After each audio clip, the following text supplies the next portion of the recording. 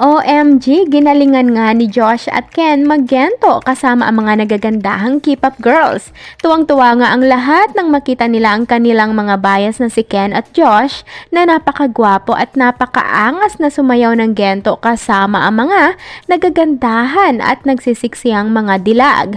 Ayon naman sa mga supporters, matagal na daw umano nilang hinintay ang pagkakataon na ito na makakulab ng Josh Ken ang nasabing mga K-pop girls na ito.